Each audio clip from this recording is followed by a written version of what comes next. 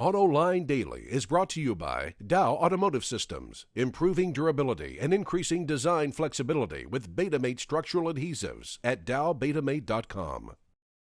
Here are today's top headlines. ABC News slams Toyota, I slam ABC, and Akio Toyota is starting to lose support. Up next, we'll be back with the news behind the headlines.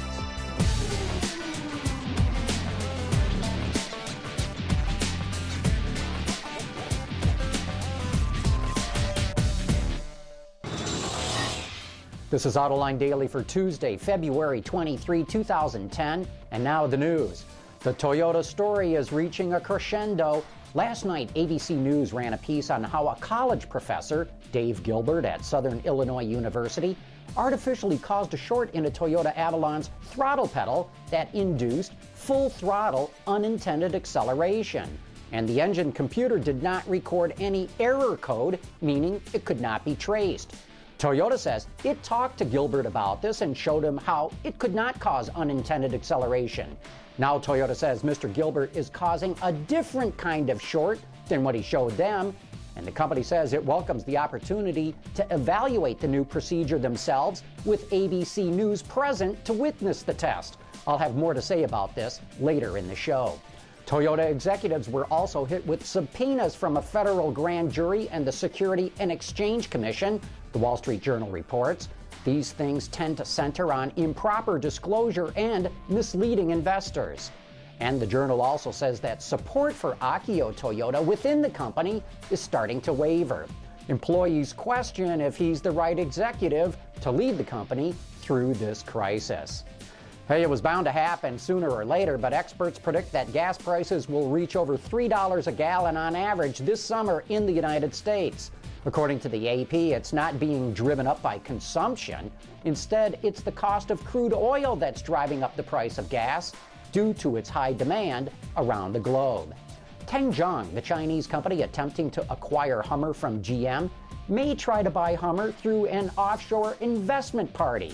According to Reuters, the acquisition needs approval from the Chinese government, but it says it's never received an application from TENGZHONG. The deadline to buy Hummer has already been pushed back once from January to the end of this month. If TENGZHONG doesn't get approval, it could try to buy Hummer through an offshore investment as long as production remained outside of China because it needs government approval to build a new plant. GM announced that current board member Steve Gursky has been appointed to Vice Chairman of Corporate Strategy and Business Development. The appointment is effective March 1st. The company also announced that John Smith, Vice President of Corporate Planning and Alliances, will retire, but he'll remain as an advisor to CFO Chris Little until the end of this year.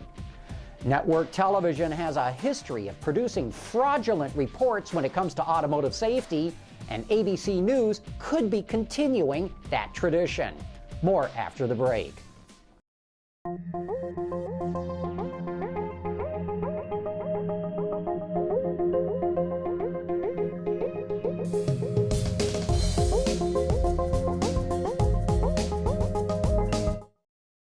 As we reported at the top of the show, last night ABC News ran a report showing how a college professor had rigged up a Toyota Avalon so he could induce a short that would cause unintended acceleration.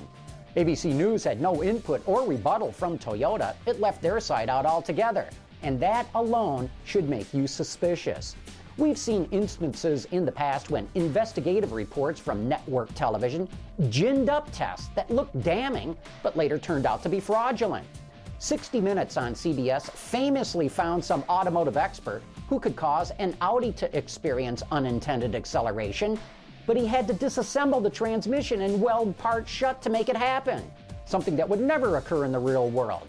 The news program Dateline on NBC even more famously rigged up a Chevy pickup with explosives to make it blow up real good in front of the cameras.